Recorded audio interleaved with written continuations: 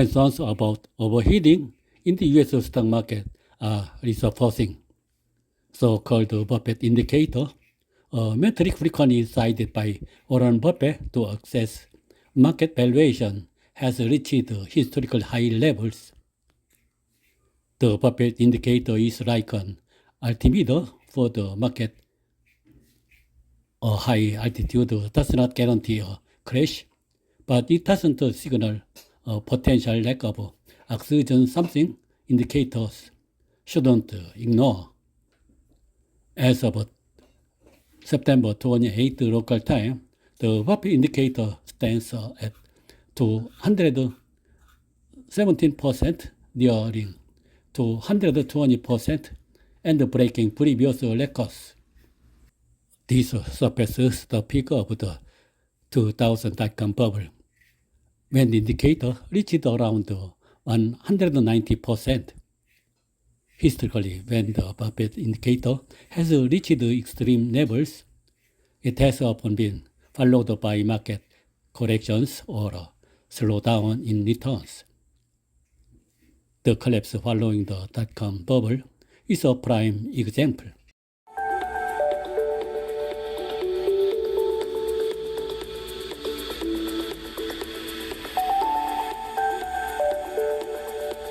안녕하십니까.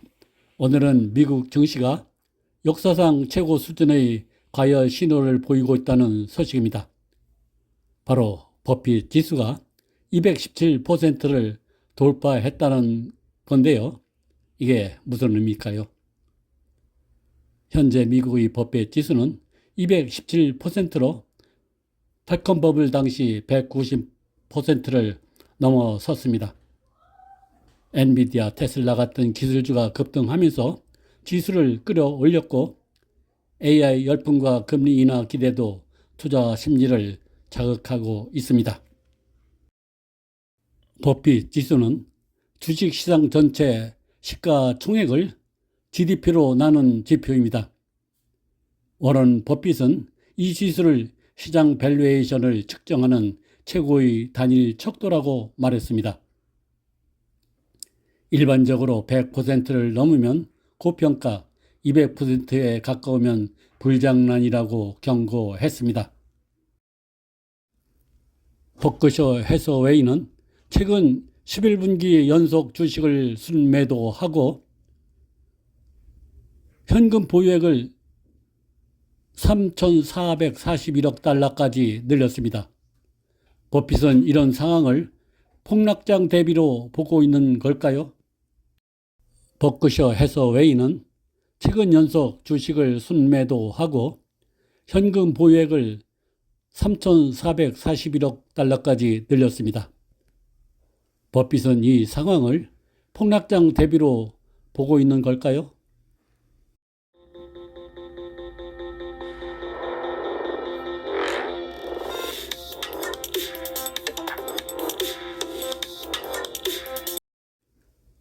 버핏 지수는 한 국가의 주식시장 전체 시가총액을 국내 총생산 GDP로 나누어 현재 증시가 과열 상태인지 저평가 상태인지 파악하는 데 활용하는 지표입니다. 이 지수는 오마하의 현인 워린 버핏 버크셔 해서웨이 회장이 2001년 포춘지에 기고한 글을 통해 소개한 이후 널리 쓰여져 왔습니다. 워런 버핏이 어느 순간 시장 밸류에이션을 측정하는 최고의 단일 척도라고 말하면서 유명해졌습니다. 버크셔는 최근 2년간 현금 보유고를 크게 늘려왔는데, 이를 두고 버핏이 증시 폭락장에 대비하고 있다는 해석이 나온 바 있습니다. 2025년 2분기 실적 보유 발표 기준 버크셔의 현금 보유액은 3,441억 달러, 약 482조 원이었습니다.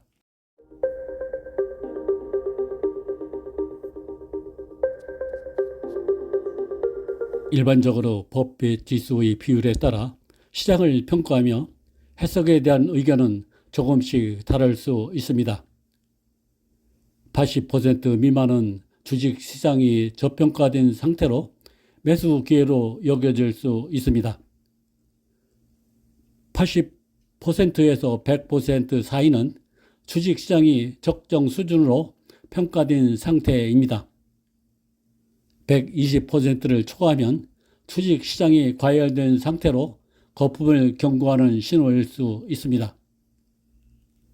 2000년 버블닷컴 당시에는 미국 버핏 지수는 140%에 달했고 2008년 글로벌 금융위기 직전에는 130% 수준이었습니다.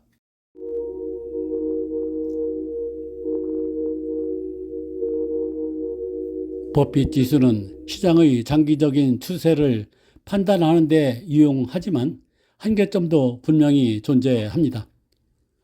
오늘날에는 다국적 기업들이 해외에서 상당한 수익을 창출하므로 시가총액이 한 국가의 GDP만으로 정확하게 평가하기 어려울 수 있습니다. 버핏 지수는 장기적인 시장 방향을 파악하는 데 적합하며 단기적인 시장 타이밍을 예측하는 지표로는 유용하지 않습니다. 단순한 현재 수치보다는 과거 지수와 비교해 시장이 어떤 추세인지에 있는가 파악하는 것이 중요합니다.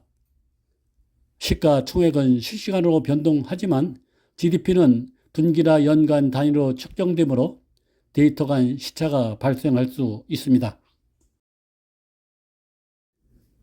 미국을 비롯한 주요 국가의 버핏 지수는 구루, 포커스 같은 경제정보 사이트에서 확인할 수 있습니다.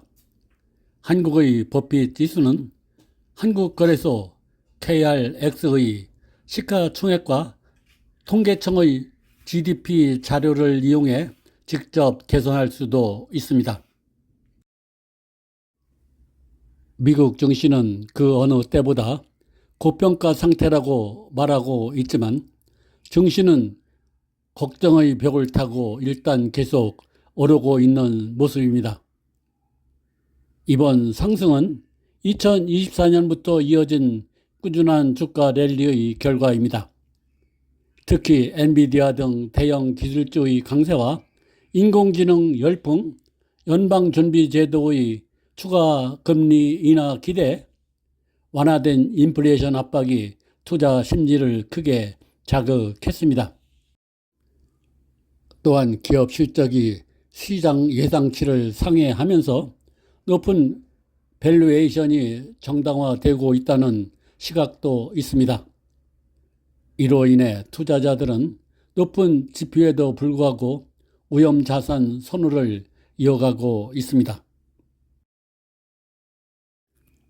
일부 전문가들은 기술 기업의 비중 확대, 글로벌화, 무형자산 증가와 같은 구조적 변화가 과거보다 높은 기준선을 정당화할 수 있다고 주장합니다. 하지만 시장이 현재의 모멘텀을 유지할 수 있을지 아니면 과거처럼 급격한 조정에 직면할지가 최대 관심사로 떠오르고 있습니다. 한국의 버핏 지수는 현재 약 96%에서 97% 수준으로 평가되고 있습니다.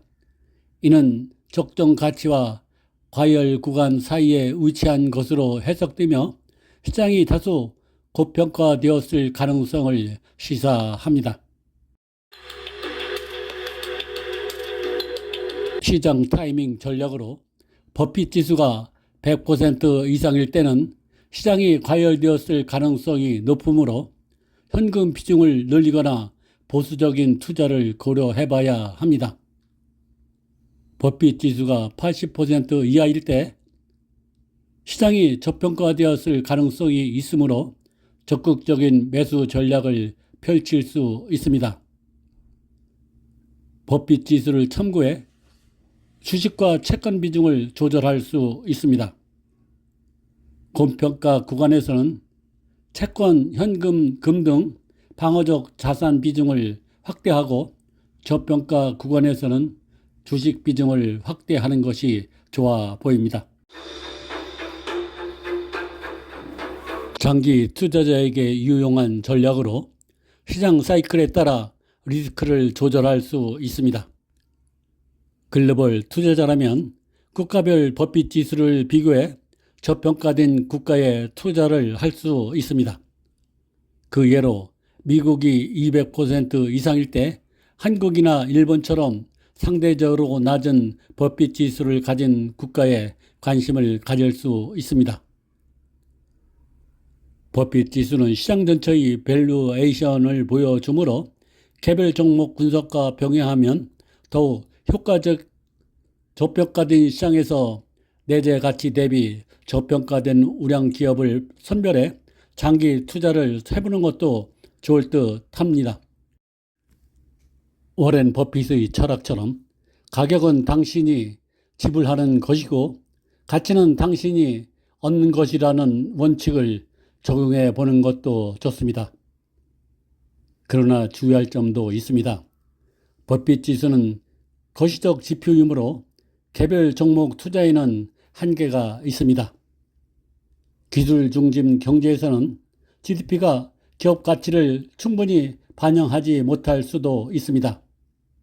다른 지표, 즉 PER, PBR, ROE 등과 함께 종합적으로 판단하는 것도 중요합니다.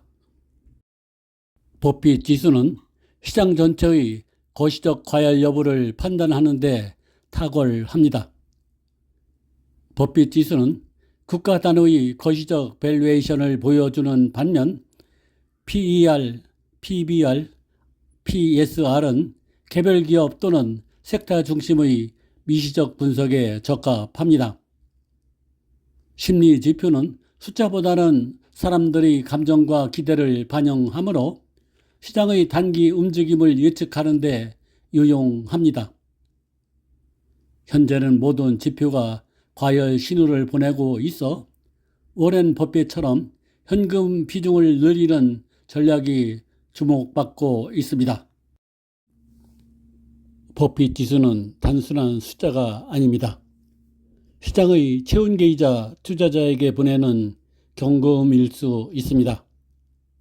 여러분은 지금의 시장을 어떻게 보고 계신가요? 댓글로 의견 남겨주시기 바랍니다.